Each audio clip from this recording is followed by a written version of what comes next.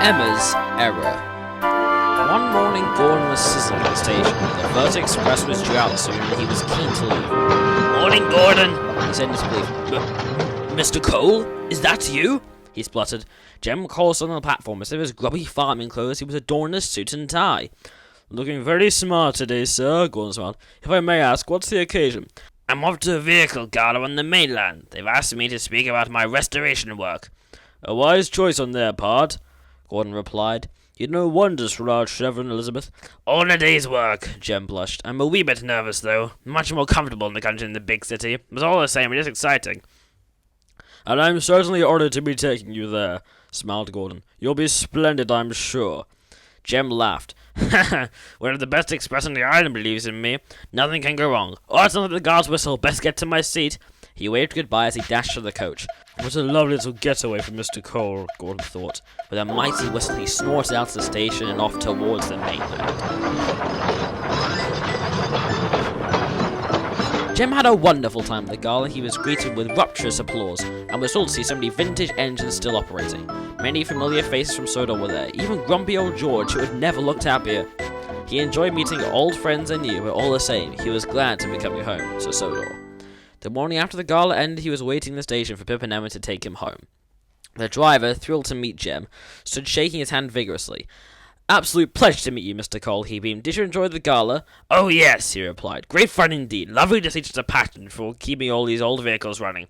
"It certainly is," chuckled the driver. "And desirable to dabble in these kinds of machines?" He motioned to Emma with his thumb.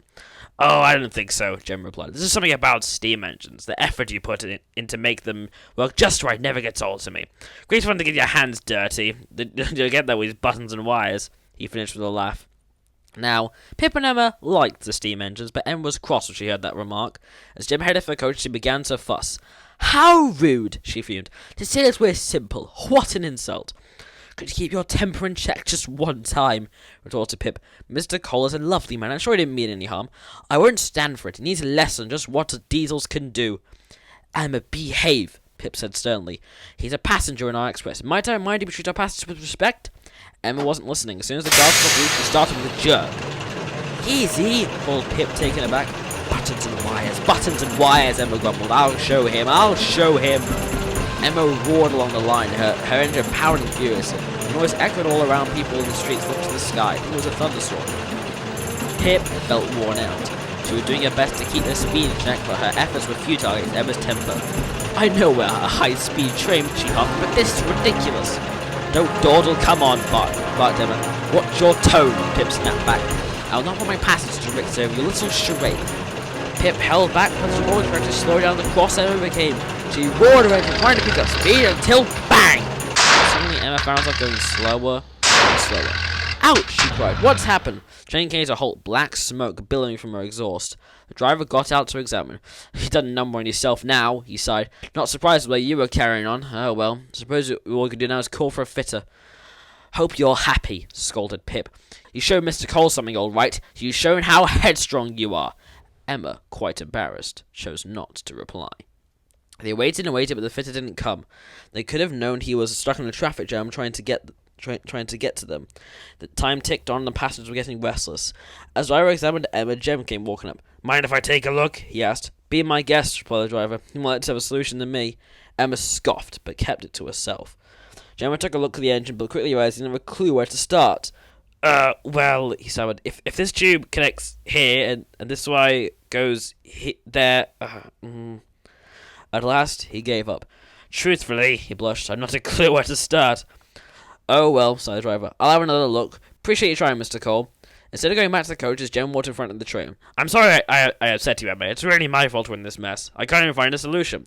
Emma sighed. "No, sir, it's my fault. I shouldn't have got so worked up. Pip was right. You meant no harm." "Well, one thing's for sure. 10 times my knowledge, more than old Trevor ever has," chucked Jem. "Because I know I can still learn new things at my age." At last the fitter arrived. In no time at all, Emma's engine was repaired.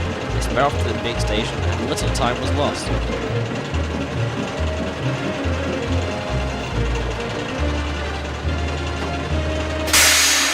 "Thank you for getting me home, Emma," Jem smiled when they got back to Sodor.